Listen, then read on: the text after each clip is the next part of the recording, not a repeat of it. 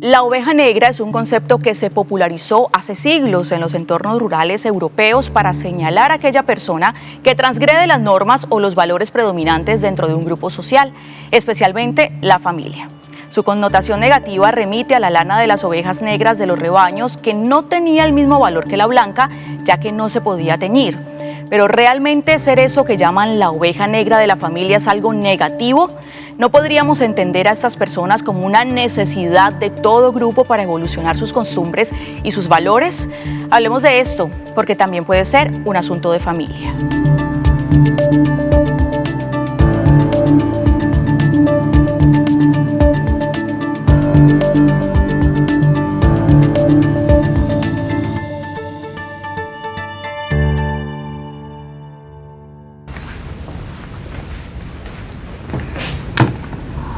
¿Y usted por qué no se ha vestido?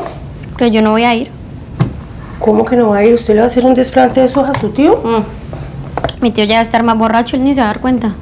Pero su tía sí que se va a acordar de eso. ¿Mi tía? Sí. ¿La que me critica por cómo visto y hablo? Usted sabe que ellos son así y además a usted le gusta provocarlos. Oye, entonces no me puedo vestir como quiera y hablar como quiera. No, yo no voy a fingir demencia, mamá. Pero es que hay que entenderlos, ellos ya están viejos, hay que darles gusto. Pues yo no me voy a ceñir a como ellos piensan, me siento incómoda. ¿Usted no se acuerda que en un momento Eusebio le ayudó para el colegio en un tiempo? Sí, en un tiempo, porque después dijo que no iba a seguir pagando para mí, que no valía la pena. No, Juliana, acompáñeme, ¿sí? No, mamá, yo no voy a ir. Mire que usted es la única de las sobrinas que casi nunca está por allá. Vamos. Aguantar chismes, reclamos, comentarios, no, mamá. Yo no voy a ir y punto. Bueno, haga lo que quiera entonces. Bueno.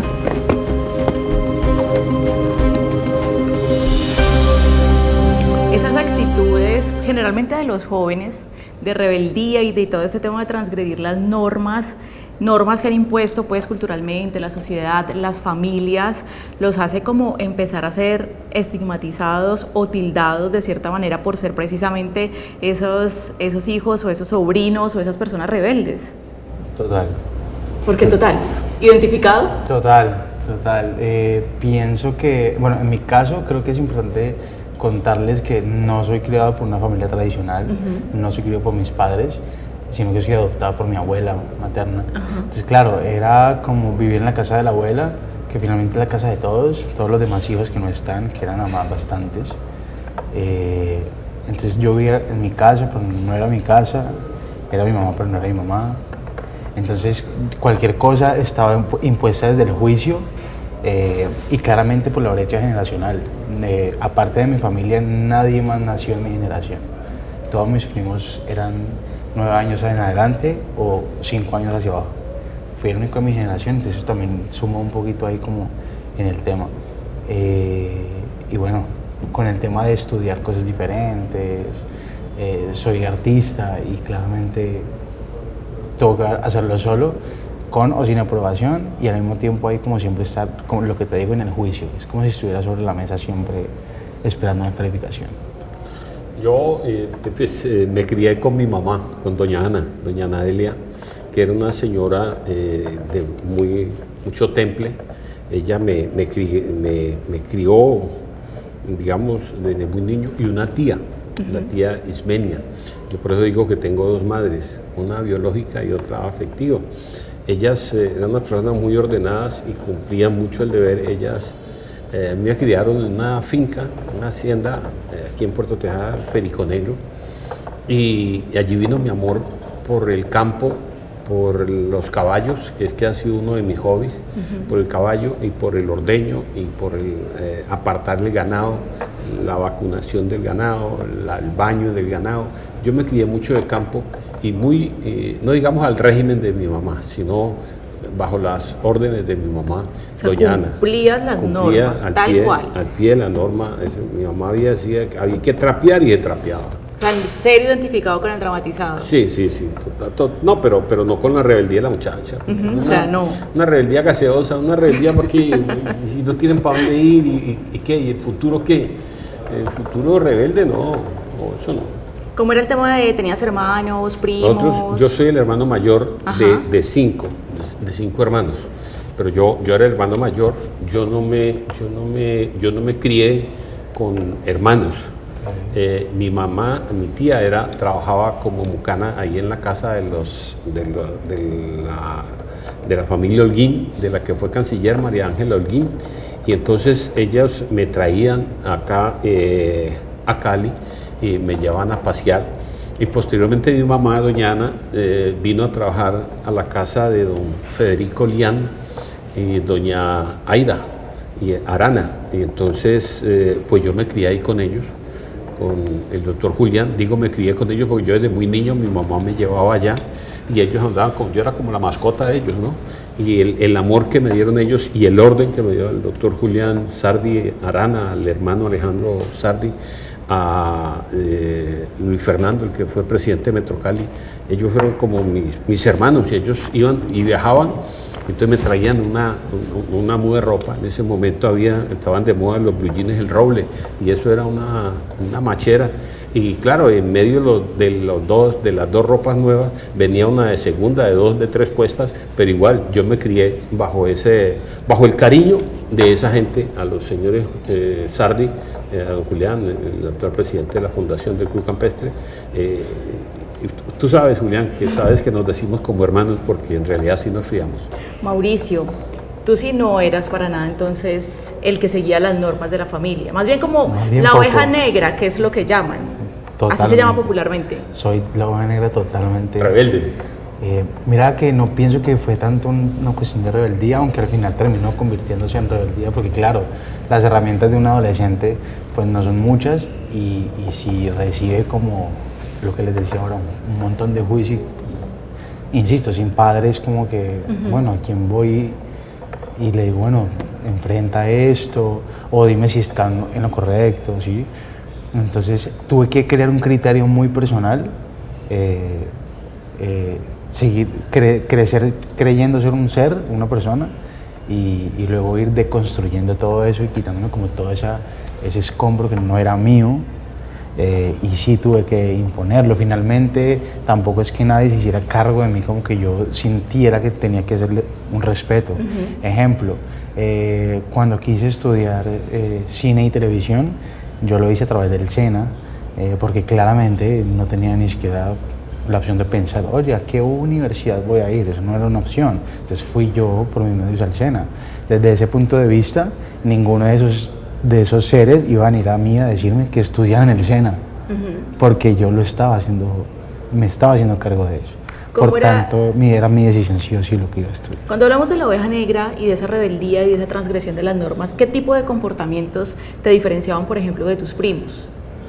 En general, siempre en mi búsqueda personal era como un poco en contra. Por ejemplo, yo soy de una familia de gente grande, entonces claramente la brecha generacional es súper fuerte. Entonces son súper católicos, y luego yo en mi búsqueda fui cristiano, y eso fue de las primeras cosas que yo dije, ok, aquí no hay empatía. Nunca vamos a...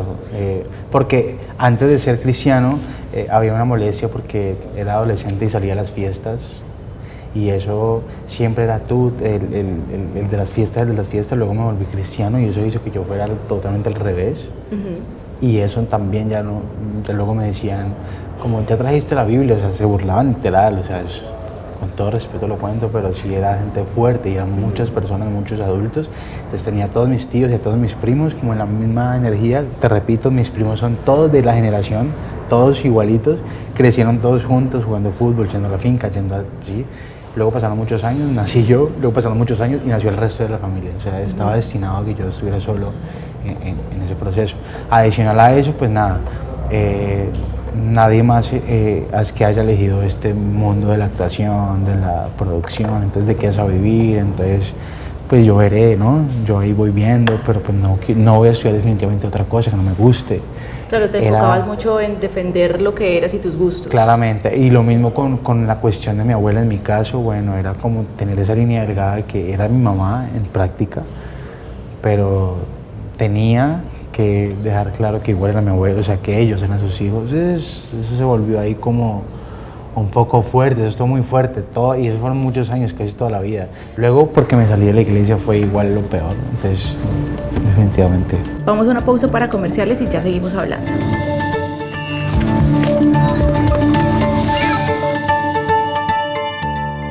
¿Pero lo hacías, Mauricio, como por llevar la contraria a los estándares familiares? Te prometo que no. Todas mis decisiones personales, como repito, intentar ser cristiano, luego no serlo, siempre cada punto fue como un caos. Si llevaba una pareja no estaba bien, si no la llevaba también. Entonces yo creo que en algún momento dije, no es una lucha que tengo que coger, pero si entonces lo voy a defender para mí. Genuinamente no era en su contra, pero pues en causa y efecto seguramente lo fue, pero no creo que haya sido genuino y creo que no. Álvaro, tienes una oveja, ya que tú no eras la oveja negra. ¿Hay una oveja negra en tu familia, en el tema de los hermanos, los primos? Pues no, lo que pasa es que, mira, nosotros somos de aquí de Puerto Tejada, y allá cuando uno empieza, uno tiene que tener sueños para lograr alcanzar los propósitos, y allá son muy limitados. Yo por fortuna, vuelvo y te digo, tuve la fortuna de que los patrones de mi tía y mi mamá me ayudaron a salir a pensar, y digamos, pues yo soy de una familia muy tradicional. Muy tradicional, pero no hay esa rebeldía ni esa oveja negra en la familia, porque mi mamá y mi tía eran muy autoritarias, ¿no? Ellas eran muy firmes, y a mi mamá, pues ella es una persona que tenía muchos dichos, y de hecho yo creo que eso fue lo que iluminó ese pebetero que me llevó al periodismo a ejercerlo durante casi 40 años. ¿Desde qué edad empezaste a trabajar y a qué edad saliste de la casa? Yo empecé a trabajar porque allá en Perico Negro, en la hacienda que te digo, marcaban el ganado, lo vacunaban, lo arriaban, y yo siempre pues estaba allí, y a mí me daban una platica, decirte, 2 pesos.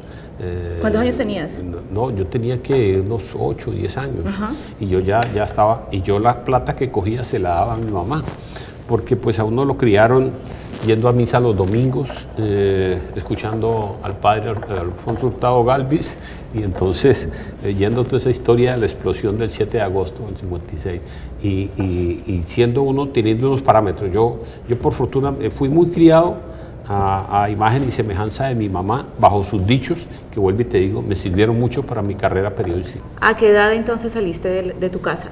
Pues yo salí de la casa cuando resultó el embarazo de la novia, y entonces... Es decir, ¿cuántos años tenías? Más o menos. Tenía que unos 18, 17 años. Joven. Y entonces, pues eso era una feria en Puerto Tejada, y apareció el embarazo la muchacha, y entonces mi tía, que era así rígida, me dijo, el que se casa necesita casa y un costal para la plaza. Entonces me tocó hacer un trasteo con mi esposa. Un amigo me prestó una moto, el trasteo lo hicimos de un solo viaje. Yo vivía acá en Puerto Tejada, en el barrio Las Dos Aguas, que era pues estrato alto, digamos, allá, y me tocó irme al barrio El Hipódromo, que era pues la más afuera del pueblo. Hicimos el trasteo en un solo viaje en moto, y al otro día nos robaron. Llevábamos una cobija, el sol, y un esocandela, y el otro día nos robaron el esocandela. O sea que la cosa empezó así, como prueba de fuego. Difícil. Y ahí salí, y ahí me di cuenta que esto había que trabajarle. Que era en serio. Mauricio, ¿tú a qué edad comenzaste a trabajar y a qué edad te fuiste de tu casa? Trabajaba muy joven, viviendo con mi abuela trabajé desde más o menos los 15 años, así, y luego... ¿Qué hacías? Mi primer trabajo, nunca voy a olvidar que fui empacador en una tienda. Ya después, como a los 17 y así, empecé a ser promotor, era modelo, pues estaba en medio como en modelaje de la actuación, entonces era promotor de eventos de algunas marcas, y trabajaba los fines de semana, estudiaba en semana. Me fui a la casa a los 23.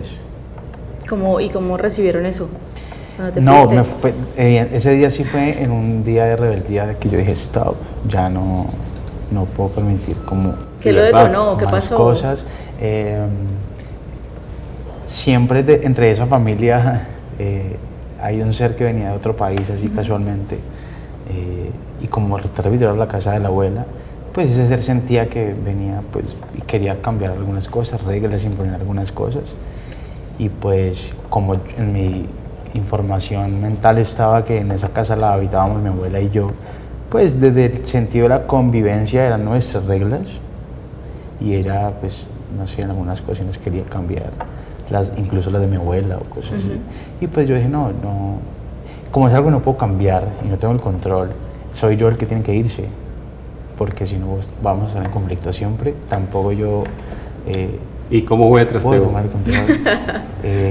Fue la típica de que dije a los amigos, necesito irme de aquí, y entonces uno me dijo, te quedas 15 días en mi casa.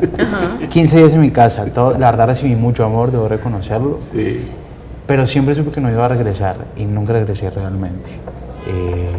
Nada, ahí sí ya como que empecé a rentar todo este caos que empieza enfrentarse cuando a la uno realidad, comprar, ¿no? y de repente, claro, Nevera, cama. a la segunda semana yo dije, ay, fue pucha, esto está horrible. Y no te dijeron, ay, no va a durar, No. va a regresar, espera y verá.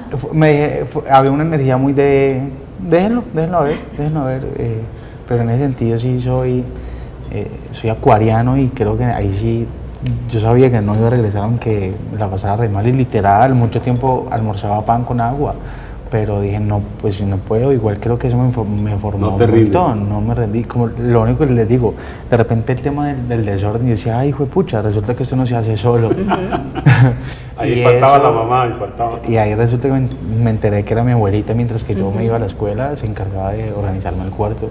Pero tú no magnificas esas cosas hasta que las hasta vives. que las vives y te toca hacerlas solo. ¿Cómo es tu relación en este momento con tu familia? Miren, mi abuela trascendió en un mes, hace un año. Estamos a un mes de que ella haya trascendido. Y su tiempo final se encargó justamente de hacer las paces. Realmente en serio lo puedo decir, porque es algo incluso oficial. Esas personas no conmigo nunca lograron como El resto de tus involucrarme. familiares. Exacto. Una empatía. Nunca lograron ni apreciarme, pero sí, cuando mi abuela cayó en cama, tuvimos que unir fuerzas para ella, para cargarla a la silla, cargarla a la cama, darle la compota. ¿Y lo Tuvimos hacías que- también? 100%, viví la experiencia al 100% con ellos porque pues ella fue mi mamá. Entonces yo estuve todos los días de todo ese año, 2023, a la par de ellos. No a la par porque ellos también económicamente y demás. La verdad es que eso fue conmigo, ¿no? Pero como hijos creo que son 10. Eso sí también tengo que decirlo, que soy súper imparcial conmigo, como que no, pero eran los mejores hijos. Entonces yo también tenía esa paz de estar todo el día con mi abuela, cuidarla, atenderla e irme a mi casa a dormir con esa tranquilidad que igual La dejaba, cualquier dejaba cosa, acostada. siempre, todas las noches nos despedíamos así. No es fácil, ¿no? No, fue súper fuerte, pero entonces ella, su existencia solamente de estar ahí se encargó de que como nos tocó hacer equipo, De fortalecerte. claramente, entonces yo ya había que ir a comprar cosas al supermercado. Mi abuela era muy creyente y quería agua bendita siempre, entonces ir a la capilla por ese agua. Entonces ya en este momento esas tías de las que les hablo ya también son señoras. Entonces ahí yo dije, no, pues no voy a hacerlas estar yendo a comprar cosas y a la iglesia. Entonces ahí empecé yo a apropiarme de ese tipo de cosas para que ellas estuvieran tranquilas en casa. Y ya un día cualquiera empecé a llegar y me decían, ¿va a almorzar? Y yo decía, wow, aquí ya algo cambió.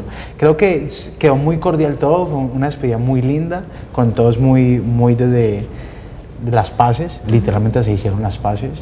Yo ni siquiera hablaba con la familia, todos terminábamos ya en la sala mientras la abuela se dormía charlando, contando el chisme. Sé que de ahí no va a trascender, estuvo ahí como en lo suficiente, pero creo que fue igual un regalo precioso, claro. Además, ¿no? Y también sé que ella sabía, estando ahí postrada, sabía lo que estaba haciendo solamente existiendo, y ella notó esa energía, ella lo mencionó con su boca, ya lo quieren, ella lo dijo un día, y se fue. Y se fue. Vamos a conocer otra historia del podcast de Manuela y ya volvemos. Ya.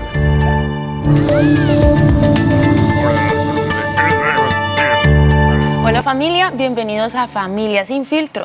Todos hemos escuchado el término la oveja negra de la familia, esa persona que no encaja o que rompe los moldes dentro del ambiente familiar.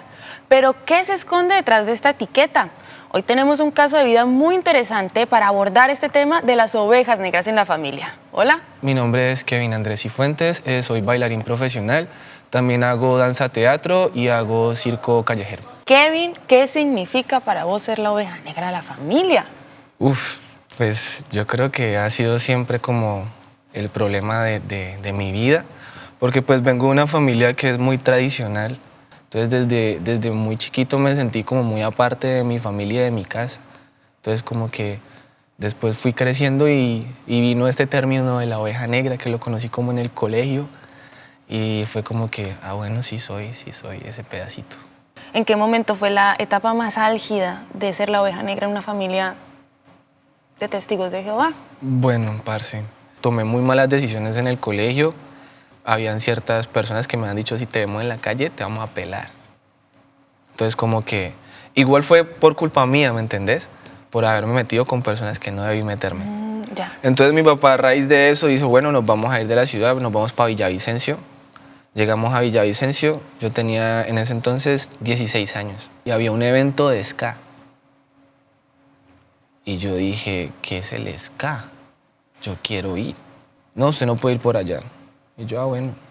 Entonces llegó las 5 de la tarde, me escapé de mi casa y me fui para el evento.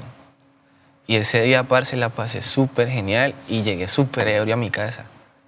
Y esa fue la gota, así. ¡Pah! Ese día mi papá casi me da en la cara, me echó de la casa y quedé yo en la calle. Eso fue así, ¡pum! Estuve como una semana así como rebuscando, pidiendo plata. Y fue como encontré a mi primer hermano de vida que se llama Camilo. Camilo me enseñó los malabares como tal. Me dijo, parce, si usted no tiene plata, yo le voy a enseñar a hacer plata. Me fui metiendo hasta que ya llegué al mundo del circo. Estamos hablando de una semana en las calles de Villavicencio, Sí. a la merced de la noche, de los peligros. Eso estuvo heavy. Eso estuvo heavy, pero tus papás te buscaron.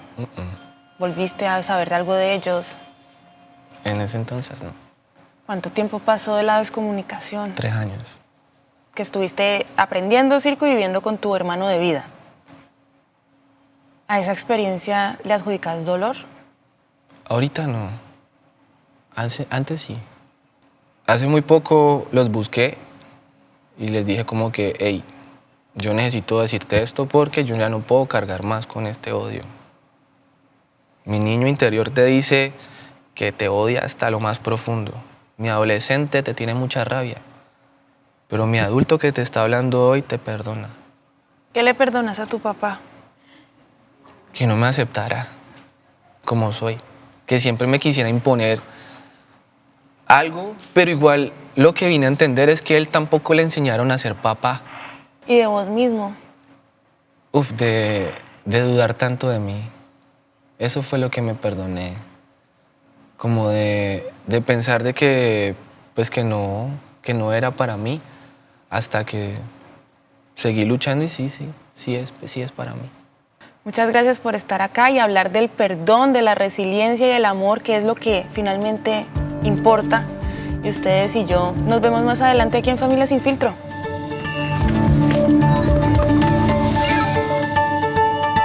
Para ambos, ¿qué piensan de ese concepto de la oveja negra? Pues la oveja negra a veces se da por una rebeldía que uno no entiende, ¿no? Pero de todas maneras también son hijos, también son hermanos, y ahí es donde juega el papel fundamental de entenderlos, porque es que el éxito de querer a otra persona no es como uno quiere que sea, sino quererla como ella es. Entonces ahí está el éxito. Mi respuesta justamente va para ahí. Yo pienso que la respuesta es el amor y el tema del término de oveja negra creo que sí existe realmente.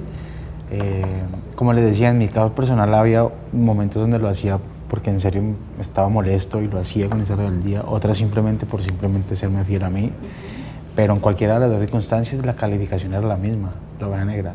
Entonces pienso... Pero mira que eso te sirvió para darle un buen trato a tu abuela. Hubiera Sí, sido una oveja negra. ¿Real? En real, si la dejas allí como el perro de la Víctor mirando para el techo. Claramente, obvio, solo que eso fue ahora, Sí, fue un proceso. en mis 30 años, donde tengo un montón de más herramientas, pero cuando viví a los 15, créeme que la solución hubiera sido el amor y ya está. Pienso que esa es mi respuesta. Angélica, como neuropsicóloga clínica, ¿qué podemos decir de este tema de la oveja negra? ¿Siempre es tan negativo como se pinta? Bueno, para empezar, realmente En un principio sí se pintaba como algo negativo, sin embargo, desde la teoría de la psicología sistémica planteamos como un mal necesario, por así decirlo, ¿sí? Porque definitivamente dentro de la dinámica de la familia necesitamos un alguien que salga de la norma, que pueda entrar a indisponer, por así decirlo un poco, la zona de confort de la familia para llevarnos a un desarrollo, ¿sí? En un principio el tema de la oveja negra se daba y se decía que era la oveja negra es porque pues justo la lana negra era mucho menos pues para la parte económica realmente no servía, ¿sí? Entonces por eso fue que se le dio anteriormente ese término de la oveja negra. Fuerte, la además. persona, exacto. Muy fuerte o sea, el la término. persona que realmente no nos servía en el hogar, ¿sí? La que no tenía valor en el hogar. Sin embargo, con el tiempo, como te digo, en estas teorías, todas las investigaciones que se han hecho, logramos ver que las ovejas negras, como así se le dicen, también se necesitan para llevar también a nuevas experiencias en la dinámica familiar. Por ejemplo, tuve en mi caso una paciente que en su vida nunca, en su hogar, nadie se había divorciado. Y esto significaba pues obviamente muchos matrimonios con maltrato familiar, con violencia intrafamiliar, y esta señora logra salir, es la oveja negra, pero abre el camino a que sus hermanas puedan contar cosas, a que su familia pueda ser un poco más honesta entre ellos, y esto les ayuda muchísimo dentro de la dinámica familiar, pero se necesitó de esta oveja negra. Mira que me llama la atención porque, por ejemplo, cuando me hice los aretes, en serio era como todo un drama así de reunirse, de que yo llegar y que todos están reunidos, te hiciste un arete. Así era un drama.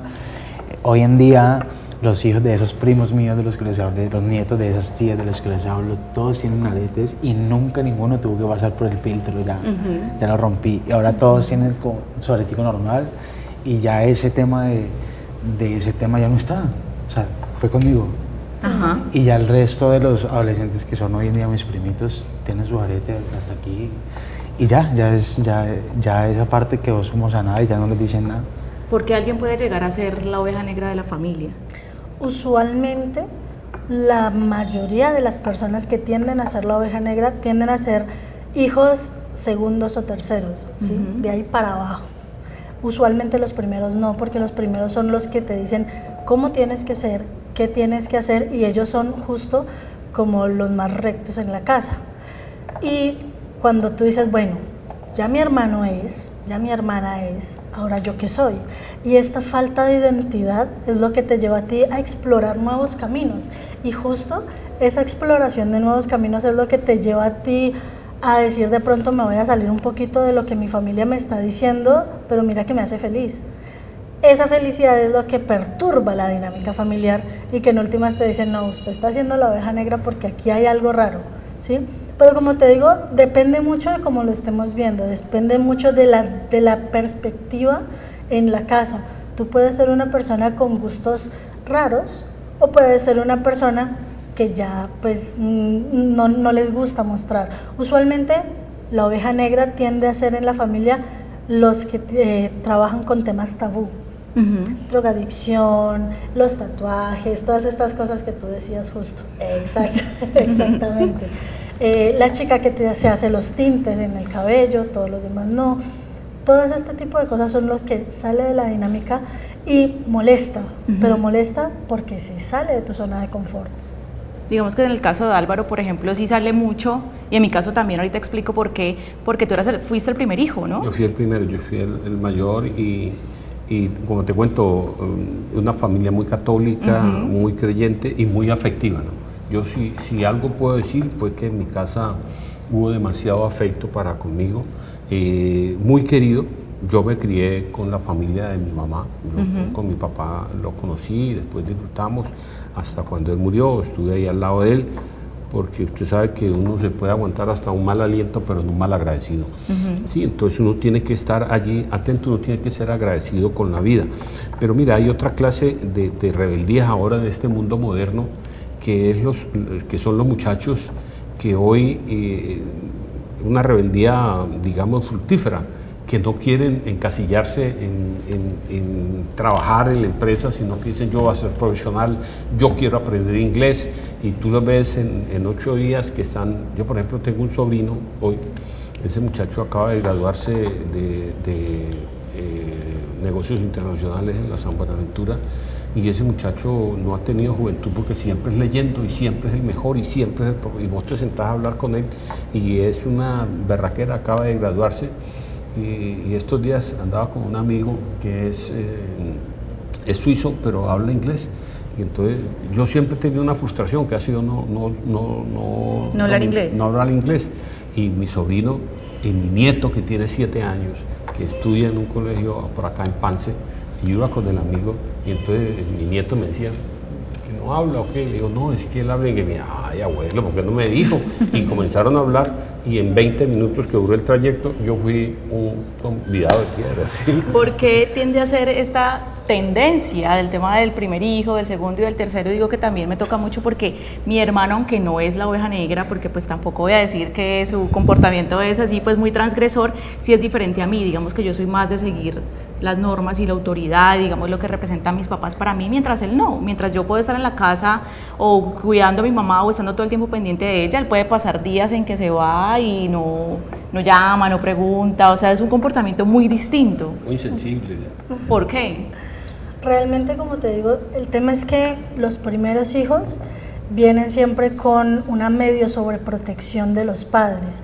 Además que nuestra cultura también nos indica que el hijo mayor es quien tiene que enseñarle a los otros, ¿sí? Por cultura, porque anteriormente teníamos familias demasiado numerosas, entonces el hijo mayor es, usted vaya a cuidar a su hermanito, usted dígale a su hermanito, cuide a su hermanito, enséñele a su hermanito.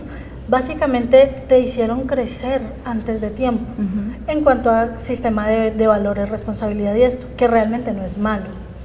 Al pequeño lo dejan ser más él, lo dejan más libre y por tanto dejan pues que él experimente otro tipo de sensaciones, no solamente la parte de las normas rígidas de la casa, sino también que sea él, por X, Y razón, ¿sí? Por, no sé, tiempo, o porque son más flexibles, o porque realmente ya con 2 tienen suficiente y que el tercero haga lo que sea, por ejemplo, ¿sí?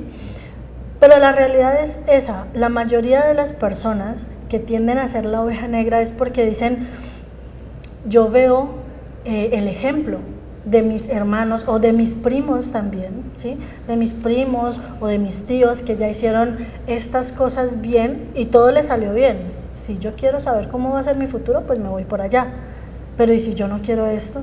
En ese momento, cuando uno empieza a preguntarse qué es lo que yo realmente quiero, ahí es cuando empezamos a meternos como en la parte oscura, ¿no?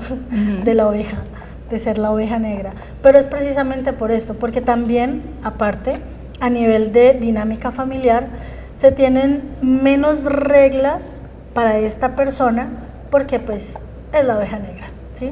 Tenía un paciente que me decía, mira, yo agradezco, y justo utilizaba esa expresión, ser la oveja negra, porque si yo ya, o sea, ya ellos no esperan nada de mí, y si no esperan nada de mí, es un peso menos para mí. Ya te iba a preguntar algo muy similar a eso, y es, ¿el entorno familiar influye en la formación, por decirlo así, de esas ovejas negras? Claramente. ¿Por qué? Yo lo volteo a mirar a ver por qué. Para que responda, ¿pero por qué? Claro, porque la familia, recordemos que el núcleo familiar, nuestros cuidadores primarios, sea papá, mamá, tíos, abuela, nuestros cuidadores primarios nos enseñan a nosotros a tener seguridad en nosotros mismos, pero también el puente hacia la sociedad es nuestro núcleo familiar. Si nuestro núcleo familiar nos enseña que no podemos tener seguridad en nosotros porque nosotros no valemos tanto, para presentarnos a la sociedad nos vamos a ver como con cierto susto, ¿sí? Y nos vamos a colocar como una capa, como un algo para podernos defender, porque posiblemente, y míralo desde esa perspectiva, si mi familia cree eso de mí, ¿qué no van a creer los demás? Lo que decía Mauricio ahora, me toca solo, me Exacto. toca asumir solo porque no tengo tanto apoyo familiar. Mira que yo conozco un caso de rebeldía de una niña, ella tendrá que 16 años, y estos días le dijo a la mamá, le preguntó a la mamá, ¿y de dónde venís? No, vengo donde el médico. ¿Y qué te pasó? No, me hice ¿cómo se llama? Para evitar familia. La ligadura de trompas. Sí, ligadura de trompa. Y la mamá quedó así, una niña de 16 años. Claro que ya tiene más de 14, que hasta 14, 16, pero es rebelde y no voy a tener familia. Y hoy por hoy, esos señores están casi que en shock por la disposición de la niña. La niña no es mala muchacha, no es mala niña, es muy estudiosa, pero ya tiene su marcación, su rebeldía, dirían unos, que no quiere tener familia, una niña de solo 16 años. Vamos a conocer futuros asuntos con Manuela y ya regresamos para hablar de este caso. Vale.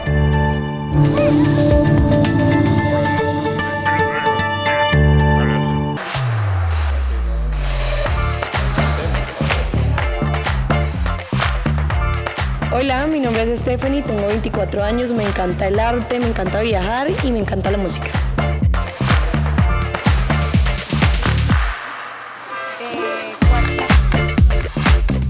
Hey, yo soy Samuel Siberian, un artista de la ciudad de Cali, canto música urbana y tengo 29 años.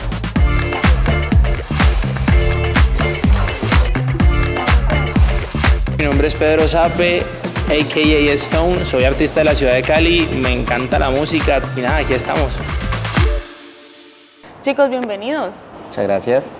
¿Cuál fue su primer acto de rebeldía? Yo creo que siempre estuve por fuera del molde de mi núcleo familiar. Yo crecí en una familia cristiana, muy cristiana.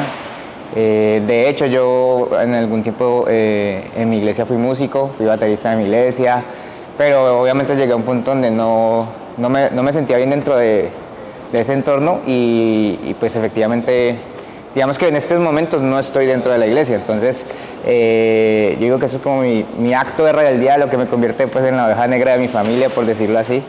En mi familia también son cristianos de una religión muy, digamos, como cerrada en cuestiones de la vestimenta, y creo que la primera vez que me puse un jean, eso fue una cosa muy absurda, pero yo creo que ese fue mi mayor infierno. Sí. ¿Y qué pasó con ese jean? ¿Cómo era el jean? Un jean normal. Un jean normal. Sino que en la religión se acostumbra a usar faldas o vestidos, o sea, jean no, ni jean, ni chores, ni así. ¿Y en tu caso? No, yo soy un angelito.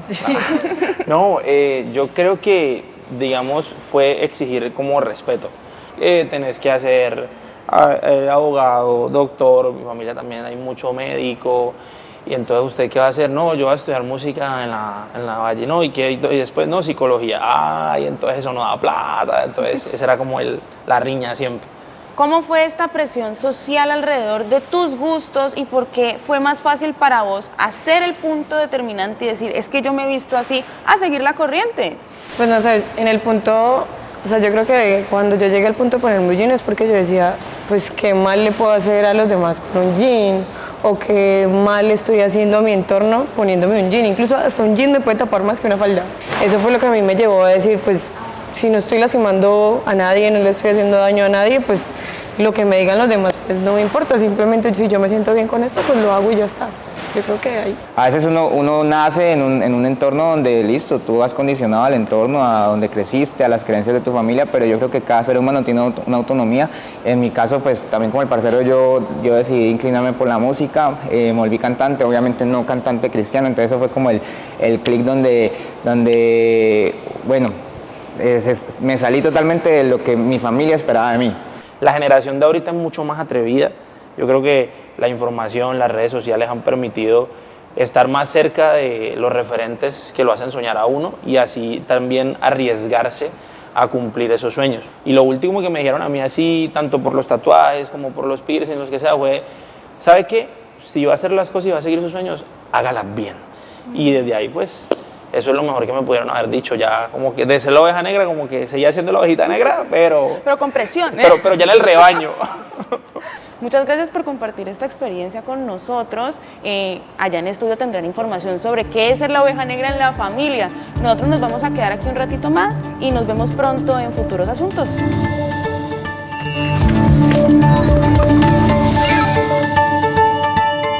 Angélica, en este caso que nos contaba Álvaro de la joven, pues que aunque no era una mala niña o no se comportaba mal, llega pues ya operada para no tener hijos, ¿se puede hablar como de la oveja negra o no necesariamente? Claro que sí, porque en este momento estamos hablando de una persona que sale de lo que la familia espera de ella, ¿sí? Y el punto es que el término oveja negra ya no, como te decía, ya no se trata del valor de la persona, sino de salir de los estándares o salir de la zona de confort de tu familia, ¿sí? La chica en este momento, y de hecho, cada vez hay más jóvenes que toman esta decisión, porque dicen, y mira que no lo ven desde una perspectiva de soy rebelde, sino desde una perspectiva de soy responsable y yo no me puedo hacer cargo de este niño, ¿sí? Entonces, hacen esto. He conocido varios casos de chicas que o se han operado o utilizan pues algún método anticonceptivo y quedan en embarazo. Y dicen, bueno, quedé en embarazo, a pesar de cuidarme, pues vamos a tener este niño lo mejor posible. Y salen siendo muy buenas mamás, aman a sus hijos. En mi caso particular, tengo una hija de 2 años, yo no pensaba tener hijos, pero ahora la amo profundamente, no me veo sin mi hija y trato de hacer lo mejor posible. Sin embargo, yo era de estas ovejas negras que decía, no quiero tener hijos. Las familias entre más religiosas y autoritarias suelen ser de pronto más propensas a que sus miembros jóvenes, adolescentes, sean ovejas negras. Claro que sí, porque tú misma lo dijiste, es que el tema es la rigidez. Cuando sentimos que estamos atrapados en algo súper rígido, algo impermeable, nada puede entrar, nada puede salir y yo tengo que ser lo que ya me dijeron que voy a hacer, ahí es donde empezamos a decir, bueno, ya yo quiero salir de acá. Y era lo que decía ahora, es difícil porque también el salir significa romperte a ti mismo. Estos parámetros de rigidez tienes que romper para poder salir. ¿Y cuánto daño te haces tú rompiéndote?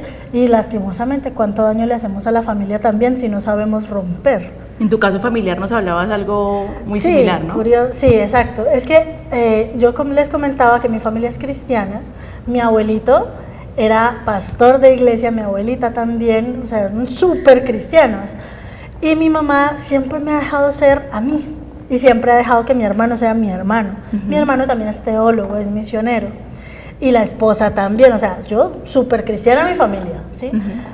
Pero pues a mí también, o sea, yo soy cristiana, yo creo en Dios, pero a mí me encantaba la música rock, me encanta todavía, el metal, toda la cosa. En mis tiempos, de hecho, me he visto de negro y en mis tiempos toda mi ropa era negra, yo me vestía con taches acá, taches en el cuello, todo. Y mamá me decía, tan bonita mi amor, te ves muy linda mi vida.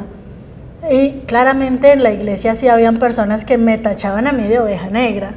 Y mamá me decía como, mi amor, lo importante es que en tu corazón realmente seas una buena persona. De ahí para allá Dios mira el corazón de las personas. Pero fíjate que también hay cuestiones de época. Por ejemplo, aquí en el Valle vivimos en los 80, en la época del narcotráfico. Entonces todo el mundo quería las cosas fáciles.